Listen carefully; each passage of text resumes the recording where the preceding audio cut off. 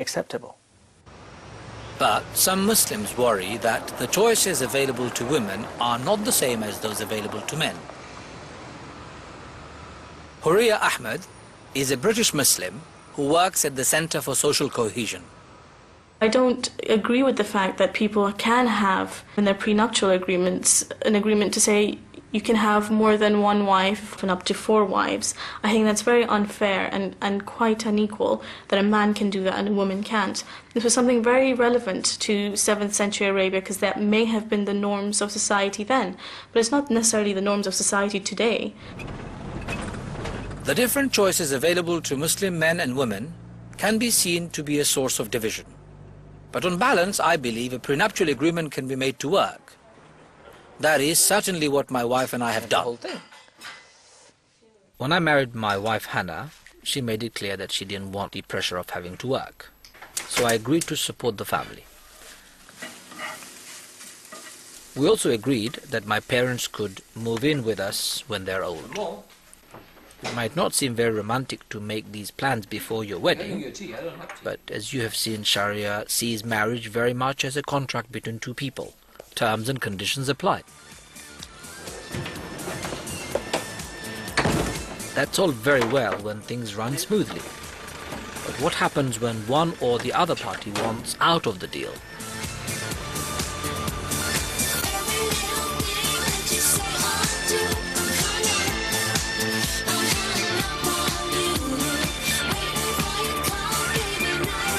Madonna and the film director Guy Ritchie are getting a divorce nearly 8 years after they married. A spokeswoman confirmed... Madonna and Guy Ritchie went their separate ways last year.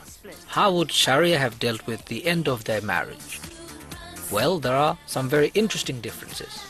The key thing to understand about English law is that the divorce process is exactly the same for men and women. Under Sharia, both men and women are allowed to call for a divorce. But how they do it is different. Some argue that the balance is somewhat tilted towards men, although that depends on where you stand on the spectrum of Islamic opinion. If Guy Ritchie wanted to divorce Madonna, all he had to do was to pronounce these words, in front of Madonna, of course, that I wish to divorce you. If he says it once, the divorce proceeding starts. There is another method, which is a man could say to his wife, I wish to divorce you 3 times. Unfortunately, at that moment, there is no time for reconciliation. You have ended your marriage once and for all.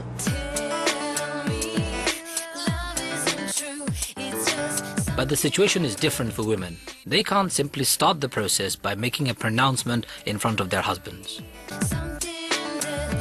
If Madonna wanted to divorce Guy Ritchie, she will have to go to the Islamic court and of course say the same thing, which is she wishes to divorce Guy Ritchie, and the court will have to verify and annul the marriage. In practice, in some modern countries with a Sharia legal code, such as Malaysia, men are nowadays required to go to court to register their divorce. Unfortunately, this is not yet the case in Britain. I'm heading back to Birmingham. I've managed to get to see a Sharia court in action. They tend to hear cases primarily from women. How are you? I know you very well, but I've not met you before. People think that the Sharia courts, these bearded men will be sitting and doing injustice to women. You have no beard, I can see. Amra Bone and her fellow Sharia counsellors are hearing the case of a young woman whose husband is refusing to allow her a divorce. We have written to him, but he has not responded on 3 occasions. You have every right to move on with your life as well and get married and so on. Okay, so I think as far as we're concerned, we're all in agreement that this marriage is annulled. Okay. All right, you're welcome. They made the judgment on the basis that the man has not responded and she wants a divorce, and in Islam she has the divorce. Islam, justice is the uppermost thing that must be upheld, and you do your best to come to that conclusion. Justice is the most important principle here, but a common objection to Sharia is that there is nevertheless an injustice between men and women when it comes to who has the right to instigate a divorce.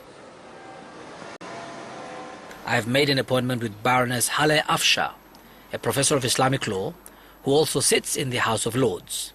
Muslim men have always made the assumption that they have the right to say, I divorced you 3 times in the presence of 2 witnesses, and then they can divorce the women. And of course, this is then seen as a real inequality between men and women.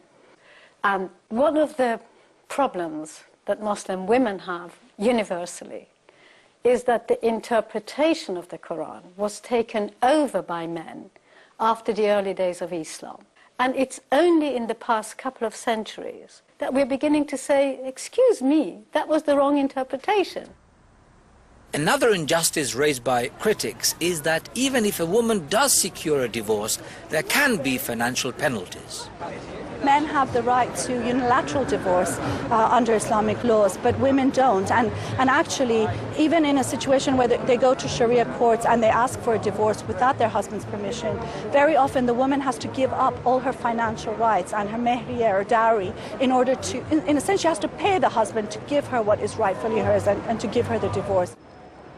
What the critics of Sharia seem to hold in common is a reluctance to give up British freedoms. There are some interpretations of Sharia that are very, very strict and actually quite unequal to women, and that I do not want to see in Britain, because it undoes the essence of equality that Britain has fought so hard for centuries. I don't want to see that unravel. My own personal belief is that Sharia is divinely inspired. So, I think the problem for the British Muslims who do not want Sharia is how do they remain faithful to Islam? The rally at Trafalgar Square poses a serious question as to what it means to be a Muslim in Britain today. Interestingly, when it comes to gender discrimination, the differences between Sharia and British law are not as black and white as it might seem. In the celebrity case of Madonna, the Sharia scale may have tipped in favor of Guy when it comes to initiating the divorce. But the scales could have swung in favor of Madonna when it comes to money. I'm here to see a lawyer who has made a career out of representing celebrities in their marriage breakdowns.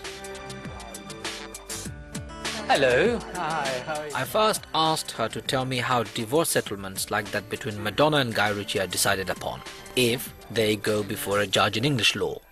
The British law takes the parties' assets at the point of divorce and says what is in the pot and how should this fairly be divided. The starting point is 50-50 across the board. So when I say it's favourable to the wives, I mean it's favourable to the party who hasn't got the assets to make a claim against the party who has. So equally it would work the other way round. If a man is the one that hasn't got the assets and the woman has, in the case of Guy Ritchie and Madonna, it is favourable to him.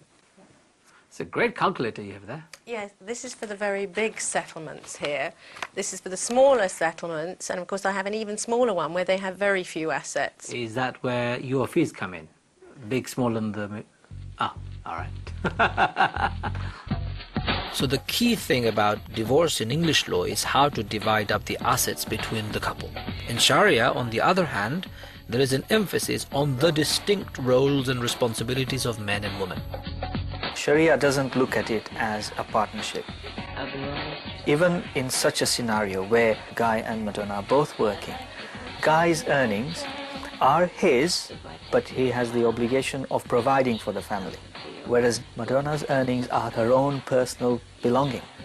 If she likes, she can contribute to the